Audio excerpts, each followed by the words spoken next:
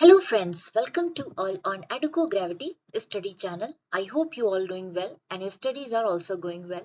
So friend, आज का हमारा स्टडी का टॉपिक है यूनियन बजट। यूनियन बजट में क्या क्या इंपॉर्टेंट अनाउंसमेंट हुए हैं, क्या क्या पॉलिसीज बनी है, किन किन सेक्टर्स को कितना फाइनेंशियल असिस्टेंट दिया गया है, इन सबको हम इस वीडियो में कवर करने वाले हैं।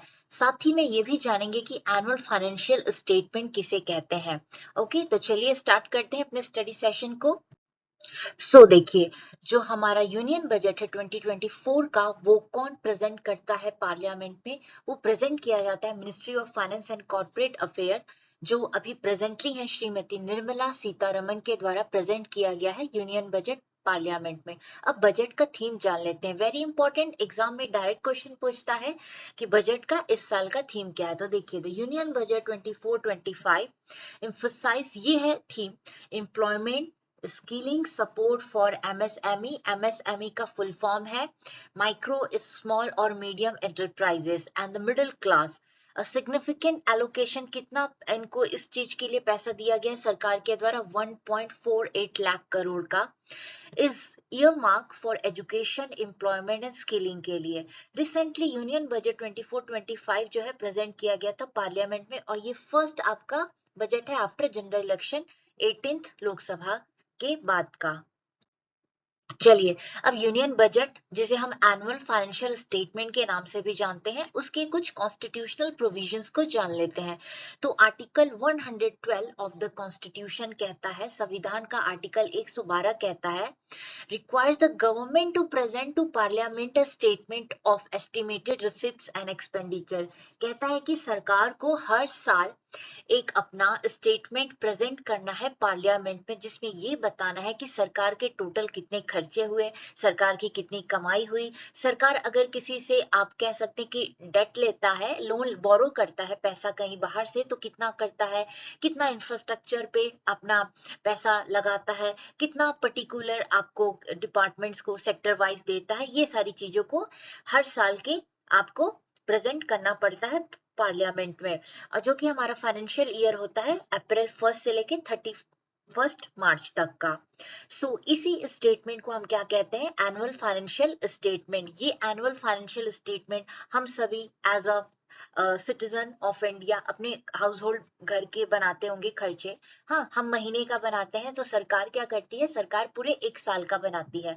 अब ये जो है, ये 3 पार्ट में डिवाइड होता है। पहला होता है कंसोलिडेट फंड, फिर सेकंड कंटीजेंसी फंड, और जो थर्ड है आपका पब्लिक अकाउंट। अब इसी में कितना पैसा आया, इस फंड से कितना पैसा बाहर गया, किन किन चीजों पे पैसे खर्च हुए, ये सारे पूरा आपको डिटेल इस यूनियन बजट और एनुअल फाइनेंशियल स्टेटमेंट में शो करना पड़ता है।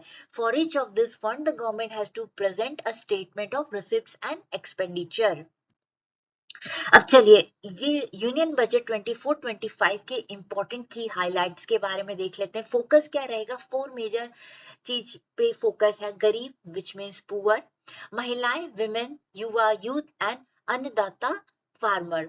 ये हमारे 4 सेंटर थीम है यूनियन बजट के। In this budget focus was given to employment, skilling, MSME and middle class के लिए ये बजट बनाया गया है। जो हमारे फाइनेंशियल मिनिस्टर है, फाइनेंस मिनिस्टर, उन्होंने अनाउंस किया है that the prime minister package of 5 schemes and initiative to facilitate employment, skilling and other opportunity के लिए कितना दिया जाएगा? फॉर 4.1 करोड़ यूथ के लिए 5 साल में 2 लाख करोड़ का प्रोविजन दिया गया है। And this year 1.48 lakh crore has been allocated for education, employment और स्किलिंग के लिए। तो हमें क्या अपने माइंड में किस इंफॉर्मेशन को रजिस्टर करना है? तो देखिए, कौन कौन से सेक्टर में, फॉर एग्जाम्पल एजुकेशन, एम्प्लॉयमेंट और स्किलिंग में कितना दिया गया सरकार के द्वारा? तो 1.4 लाख करोड़। ठीक, ये भी हमें इसका इंफॉर्मेशन रखना चाहिए कि कितने साल के लिए, उसमें कितने लोग कवर होंगे, ये सारी चीजें। चलिए, अब यूनियन बजट के 9 प्रायोरिटीज एरियाज को देख लेते हैं, जो कि विकसित भारत का कहा जा रहा है। 9 प्रायोरिटीज इन परसुएट ऑफ विकसित भारत। ये जो एरियाज हैं, अगर इस एरिया में हम पूरा फोकस करके काम करें, तो इन फ्यूचर जो भारत का एक गवर्नमेंट ऑफ इंडिया का एक कह सकते हैं प्लानिंग है भारत को पूरी तरह से विकसित करना, ये उसके कुछ पार्ट्स होंगे।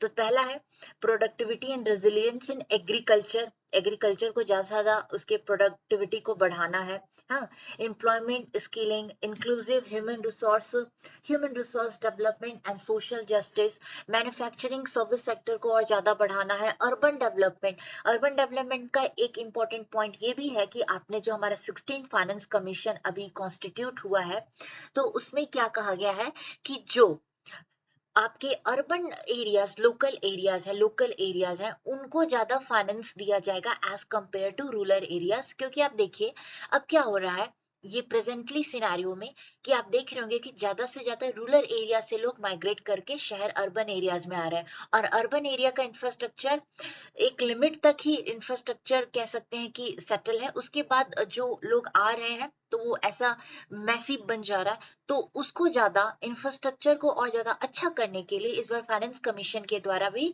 अर्बन लोकल बॉडीज पे फोकस किया गया है। फिर इनोवेशन रिसर्च एंड डेवलपमेंट हो गया, जैसे कि हम आईटी सेक्टर में कितना ज्यादा अच्छा कर सकते हैं, इंफ्रास्ट्रक्चर को ज्यादा प्रमोट करना है, फॉर एग्जांपल रोड कनेक्टिविटी को बढ़ाना है, हाँ, एयर कनेक्टिविटी को बढ़ाना है, रेलवे कनेक्टिविटी को बढ़ाना है, एनर्जी सिक्योरिटी को हमें और ज्यादा वो करना है कि हम अपनी इलेक्ट्रिसिटी को कैसे प्रोड्यूस करें, हाँ, कि और कौन कौन से हमारे पास conventional as well as non conventional options है, तो उसको ज्यादा से ज्यादा हम यूज कर सके। और जो नेक्स्ट जनरेशन रिफॉर्म है, नेक्स्ट जनरेशन रिफॉर्म में कि आने वाले टाइम की इकोनॉमी की पूरी कह सकते हैं कि एक ब्लूप्रिंट कैसा होना चाहिए। अब नेक्स्ट जनरेशन में आपका डिजिटलाइजेशन है, तो उसको और कैसे हम अच्छे से यूज कर सकते हैं, हाँ, आईटी सेक्टर को और कैसे बढ़ा सकते हैं, और इससे ज्यादा से ज्यादा लोग हैं उनको किस तरह से बेनिफिट मिल सके। सो प्रायोरिटी फर्स्ट की कुछ इंपॉर्टेंट पॉइंट्स देख लेते हैं। Productivity and resilience in agriculture field की बात कर रहा है। अब हम जानते हैं कि हमारा अभी भी मोर देन 60% जो सिटीजन्स हैं उनकी इकोनॉमी एक्टिविटी किस पे डिपेंड है, एग्रीकल्चर, खेती पर। तो उसी से रिलेटेड यहाँ पे कुछ प्रोविजंस बनाए गए हैं।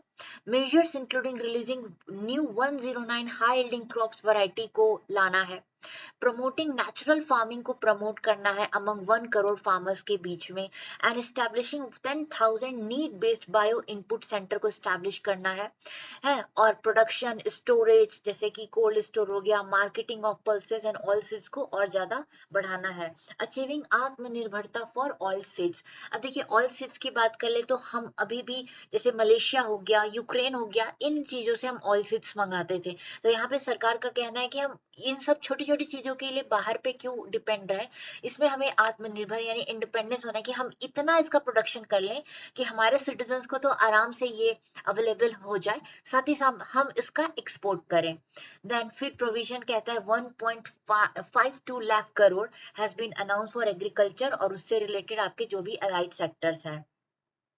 Government along with the state, जो हमारा सेंट्रल गवर्नमेंट है वो राज्यों के साथ मिलके will facilitate implementation of digital public infrastructure पे फोकस करना, उसे बढ़ाना है, जिससे ज्यादा से ज्यादा जो एग्रीकल्चर फार्मर्स का कवरेज है वो बढ़े, and there land in 3 years इसका टाइमलाइन दिया गया है, यानी कि 24, 25, 26, 27। फिर सेकंड प्रायोरिटी कहता है एम्प्लॉयमेंट और स्किलिंग, एम्प्लॉयमेंट ज्यादा से ज्यादा जनरेट करना है, लेकिन एम्प्लॉयमेंट हम किसे देंगे, जो स्किल होगा किसी भी फील्ड में, तो ऑब्वियसली उसी को मिलेगा काम। तो यहाँ पे ये फोकस है कि स्किलिंग्स, जो लोग हैं उनके स्किल्स को भी बढ़ाना है, as well as employment generate करना है। और इसके लिए भारत सरकार ने स्किल लोन का भी प्रोविजन बना रखा है। सो देखिए, the budget introduce scheme like employment linked incentives and initiative to boost skilling with focus of skilling 20 lakh युवाओं को हमें स्किल, जो उनका स्किलिंग है उसको डेवलप करना है ओवर 5 ईयर पीरियड, 5 साल में, and upgrading 1000 industrial training institute को, और उनका इंफ्रास्ट्रक्चर है, मशीनरी है, उसको और ज्यादा अच्छा करना है। Financial support for higher education and loan for skilling are also announce किया गया है।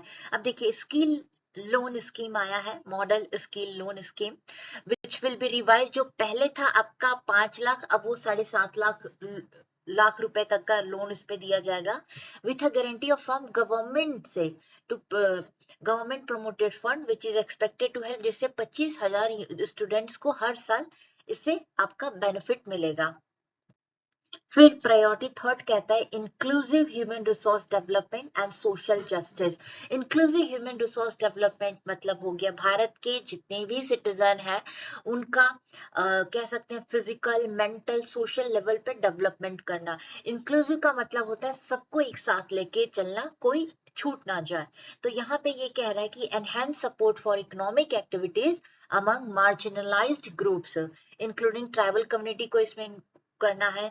विमेन एंटरप्रेन्योर जो हमारे रूरल एरियाज में है और ज्यादा उनको प्रमोट करना है। गवर्नमेंट ने इसके लिए पूर्वोदय इनिशिएटिव आपका लॉन्च किया है to aims to comprehensively develop the eastern region of India. इससे जो भारत के पूरब की ओर मतलब कि ईस्टर्न रीजन्स के इंडिया के रीजन्स हैं जैसे बिहार, झारखंड, वेस्ट बंगाल, उड़ीसा, आंध्र प्रदेश। आंध्र प्रदेश हमारा अगर साउथ का ईस्टर्न वाला पार्ट हो गया। Focusing on human resource development और as well as infrastructure enhance करना है। Rail connectivity, road connectivity. देखिए रोड कनेक्टिविटी किसी भी नेशन का बैकबोन होता है क्योंकि वही कनेक्ट करेगा तो लॉजिस्टिक सप्लाई जो होगा वो इजी हो जाएगा। हाँ, तो इसलिए यहाँ पे ये फोकस ज्यादा जरूरी है। इकोनॉमिक ग्रोथ ऑब्वियसली इसी से होगा। Economic growth to advance towards a develop nation. और देखिए अभी देखिए क्या होता है, हमें अभी भी आप इंडिया के इकोनॉमी इंपोर्ट एक्सपोर्ट देखोगे ना दूसरे देशों के साथ, तो देखोगे जो हमारा इंपोर्ट है वो ज्यादा है एज कंपेयर टू एक्सपोर्ट। तो as a citizen of India ये हम पे डिपेंड है और ये हमारी ड्यूटी है कि हम अपने देश की चीजों को ज्यादा से ज्यादा यूज कर सकें। जिससे क्या होगा कि जो हमारे देश के लोग हैं जो बिजनेस कर रहे हैं उनको पैसा जाएगा rather than to give your money to foreign countries. और इससे क्या होगा, जब आपका पैसा आपके देश में रहेगा तो इंफ्रास्ट्रक्चर पे पैसा लगेगा, डिफेंस सेक्टर आपका मजबूत होगा। हाँ, आपके जो एजुकेशन इंस्टीट्यूशंस है उसको पैसा दिया जाएगा। तो ये क्या होगा, ओवरऑल आप ही के लोगों का, हमारे लोगों का, हमारे नेशन का डेवलपमेंट होगा। चलिए अब आगे देखते हैं। फिर priority third inclusive human resource development का अनदर प्रोविजन है जो कि अनाउंस किया गया है बाय एफएम, प्रधानमंत्री जनजातीय उन्नत ग्राम अभियान, जिसका मेन मोटो ये है कि जो हमारे ट्राइबल सिटीजन्स हैं जैसे कि छत्तीसगढ़ राज्य हो गया, मध्य प्रदेश हो गया, आंध्र प्रदेश हो गया, वहां की जो जनजाति हैं ट्राइबल कम्युनिटीज उनको और ज्यादा इकोनॉमिकली क्या करना, स्ट्रांग बनाना। इवन कि हमारे ईस्टर्न स्टेट्स को देख लो तो यहाँ पे भी आपके ट्राइबल मेजोरिटी है। तो ओवरऑल क्या है कि जितने भी हमारे ट्राइबल कम्युनिटी है उनको इकोनॉमिकली ज्यादा से ज्यादा इकोनॉमिक कंडीशन को इम्प्रूव करना और डेवलप करना। और इसमें एक चीज ये है कि देखिए भारत के जंगलों में बहुत सारी औषधि हो गई जो दवा बनाने के काम आते हैं, मेडिसिन बनाने के काम, हर्बल्स आते हैं। हाँ, और जो यहाँ का एग्रीकल्चरल प्रोडक्ट है वो हमारे लिए बहुत हेल्दी है। अगर हम उसको कंज्यूम करते हैं तो ओवरऑल देखिएगा कि आपका हेल्थ भी अच्छा होगा और साथ ही साथ उनको पैसे भी मिलेंगे। तो जिससे क्या होगा, हमारे जो इंडियन सिटीजन्स है वो हेल्दी भी रहेंगे और जो हमारे ट्राइबल पीपल है वो इकोनॉमिक कंडीशन उनका और अच्छा होगा। जिसमें कवर किया गया है 63,000 विलेजेस को जो कि ट्राइबल मेजोरिटी एरियाज में होंगे एंड एस्पिरेशनल डिस्ट्रिक्ट्स होगा जिसमें 5 करोड़ ट्राइबल पीपल को इससे बेनिफिट मिलेगा। अब 100 ब्रांचेस खोले जाएंगे किसके, इंडिया पोस्ट पेमेंट बैंक का will be establish in north eastern region में स्टैब्लिश किया जाएगा जिससे कि बैंकिंग सर्विसेज को और ज्यादा बढ़ावा मिल सके।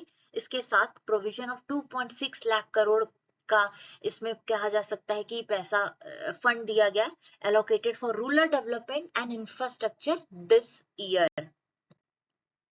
फिर प्रायोरिटी सेक्टर 4 मैन्युफैक्चरिंग और सर्विस सेक्टर को और ज्यादा बढ़ावा देना है।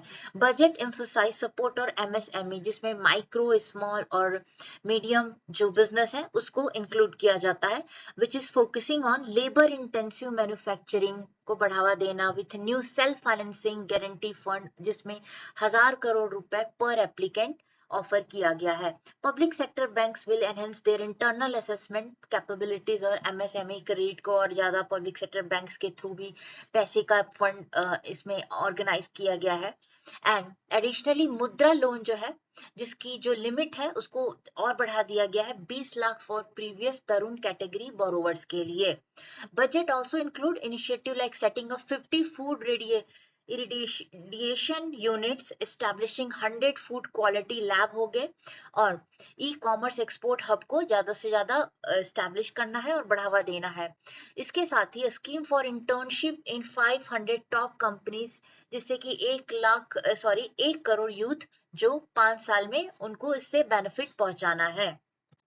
देन प्रायोरिटी 5 अर्बन डेवलपमेंट है, जिसमें prime minister urban Awas Yojana 2.0 को कितना फंड एलोकेट किया गया 10 lakh crore to address housing need of 1 crore urban poor and middle class families के लिए बनाया जाएगा, with 2.2 lakh crore in central assistant over 5 years में सेंटर के द्वारा फंड आपको दिया जाएगा।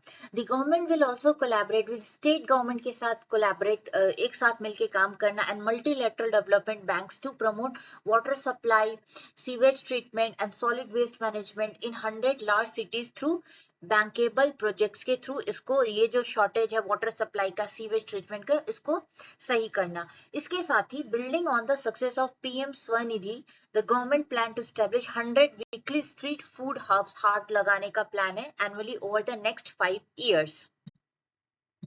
प्रायोरिटी 6 की बात कर लेते हैं, एनर्जी सिक्योरिटी।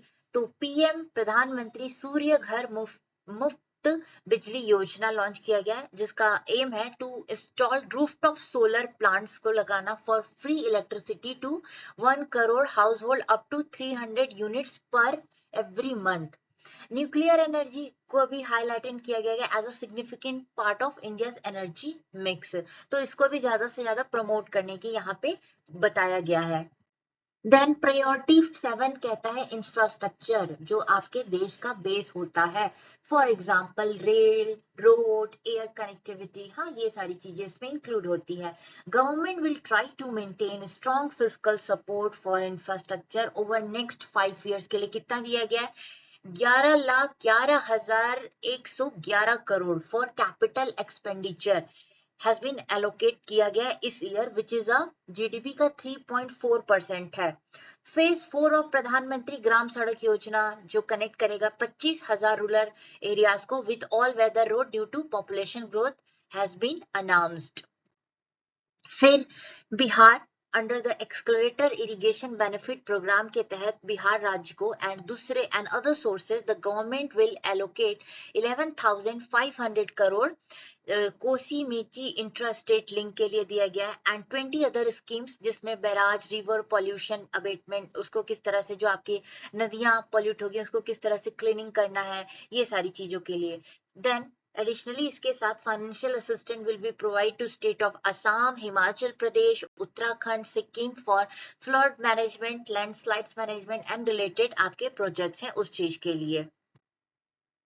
प्रायोरिटी 9 की बात कर लेते हैं, तो इनोवेशन रिसर्च डेवलपमेंट पे फोकस किया गया है। Government will establish Anusandhan national research fund, अनुसंधान का मतलब होता है रिसर्च करना, national research fund to support basic research and prototype development के लिए देगा। इसमें कितना एलोकेट किया गया है 1 lakh crore to spur private sector driven research को बढ़ावा देना and innovation at a commercial scale. फिर है to expand the space economy पे भी इसमें बात की गई है इस साल 5-fold in the next decade। अब वेंचर कैपिटल कितने का दिया गया है 1,000 करोड़ विल बी एस्टैब्लिश।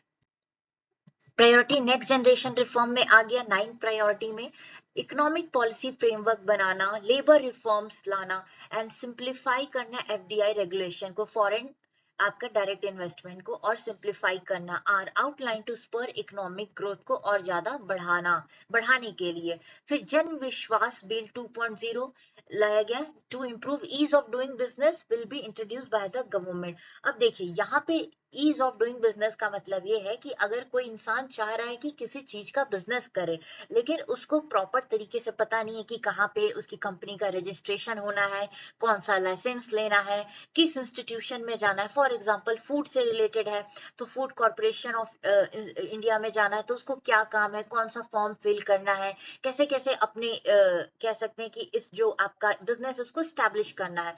तो यहाँ पे जन विश्वास बिल 2.0 लाया गया है, जिसमें प्रॉपर प्रोविजन बनाए गए हैं ईज ऑफ डूइंग बिजनेस के लिए। देन अब देखिए नेक्स्ट जनरेशन रिफॉर्म के कुछ और हाइलाइट्स देख लेते हैं। Technology to speed up digitalization of economy, Jan Vishwas Bill 2.0, states to be incentivized to implement business reform action के लिए state भी कुछ फंड दे, हाँ, and sectoral database for improving data governance and management committee बनाई गई है to review new pension scheme to evolve solution which address relevant issues while maintaining fiscal prudence. Other highlight की बात कर लेते हैं, economy policy framework, government will formulate करेगा economy policy framework to guide economic development and reform for employment enhancement के लिए। Labour related reform में क्या आ गया, implementing comprehensive labour reforms through integrated portal, जैसे कि ई श्रम पोर्टल है, श्रम सुविधा और समाधान पोर्टल है, उसको और ज्यादा उस पे उनसे रिलेटेड प्रोविजंस बनाए जाएंगी इंडस्ट्री और ट्रेड से। Government will come with taxonomy for climate finance के लिए भी इस बार इसमें बात की गई है, हाँ, for enhancing the availability of capital for climate adaptation and mitigation, कैसा होगा क्लाइमेट चेंज से लड़ने के लिए। फॉरेन डायरेक्ट इन्वेस्टमेंट और ओवरसीज इन्वेस्टमेंट के रूल रेगुलेशन है उसको और ज्यादा सिंप्लीफाई किया जाएगा, जिसकी वजह से फॉरेन डायरेक्ट इन्वेस्टमेंट को यहाँ पे इंडिया में फॉरेन डायरेक्ट इन्वेस्टमेंट होता है, कोई बाहर की कंपनी आपके देश में अपना यूनिट लगाना चाहती है, इन्वेस्टमेंट करना चाहती है, ठीक। Next, prioritisation promote opportunity for using Indian rupees को यूज करने को ज्यादा से ज्यादा यहाँ पे फोकस किया गया है, दो देशों के बीच अगर ट्रेड होता है इंटरनेशनल लेवल पे। NPS new pension scheme Vatsalya लाया गया है, a plan for contribution by parents and guardian for minors के लिए and on attaining the age of majority age Bharat सरकार के द्वारा कितना रखा गया है, 18 years. Plan can be converted seamlessly into normal NPS account in future. अब न्यू पेंशन स्कीम की बात कर लेते हैं, कमिटी भी बनाई गई है, इसको रिव्यू करेगा। NPS has been constituted to address the relevant issue while maintaining fiscal prudence to protect the common citizens of India. फिर direct tax reform, comprehensive review लाया जाएगा और सिंप्लीफाई किया जाएगा डायरेक्ट और इनडायरेक्ट टैक्स रिजिम के लिए। Changes include revised income tax slab होगा, डिडक्शन, सिंप्लीफिकेशन, टैक्स कॉम्प्लायंस, कैसे टैक्स भरना है, reform in capital gain taxation. Capital gain taxation वो कहता है अगर मान लीजिए आपका कोई लैंड है, आपने सेल परचेज किया तो उस पे जो टैक्स जाता है सरकार को वो कहा जाता है। Custom duty reform, rationalization of GST को और ज्यादा सिंप्लीफाई करना, custom duty rates, exemption for essential medicine को इसमें से हटाना, critical minerals and measures to promote domestic manufacturing are highlighted. Then dispute resolution, जैसे कि विवाद से विश्वास स्कीम लॉन्च किया गया था, इंक्रीज मॉनेटरी लिमिट इसमें आपका इंक्रीज कर दिया गया and measures to streamline transfer pricing assessment are aim to reducing litigation and providing tax certainty. फिर अब देख लेते हैं किन किन मेजर आपका कह सकते हैं सेक्टर्स में कितना कितना पैसा सरकार के द्वारा दिया गया है फंड। तो देखिए सबसे ज्यादा इस बार जो है डिफेंस सेक्टर को दिया गया 4,54,773, रूरल डेवलपमेंट के लिए, एग्रीकल्चर के लिए, होम अफेयर्स, एजुकेशन के लिए, आईटी सेक्टर्स के लिए, हेल्थ सेक्टर के लिए, एनर्जी सेक्टर के लिए 68,769, सोशल वेलफेयर में 56,501, कॉमर्स एंड इंडस्ट्री के लिए 47,559। अब देखिए ये जो एक्सपेंडिचर है और आप इंडिया के किसी बहुत बड़े इंडस्ट्री से देख लेना, तो अभी हमारा जो देश है अभी हम बहुत पीछे हैं। अभी फॉर एग्जाम्पल मुंबई में आपको ऐसे कुछ बिजनेसमैन मिल जाएंगे कि जिनका खुद का अपना साल का जो पैसा है मोर देन 60,000 है। तो हम as a citizen of India हमको सोचने की जरूरत है कि किस तरह से हम अपने इकोनॉमी को बढ़ा सके। अब देखिए सर्विस सेक्टर में अच्छा है, सर्विस सेक्टर से हम ज्यादा नहीं वो कर सकते जब तक हम अपने एक्सपोर्ट को नहीं बढ़ाएंगे, अपने मैन्युफैक्चरिंग यूनिट्स को ज्यादा से ज्यादा इस्टेब्लिश नहीं करेंगे।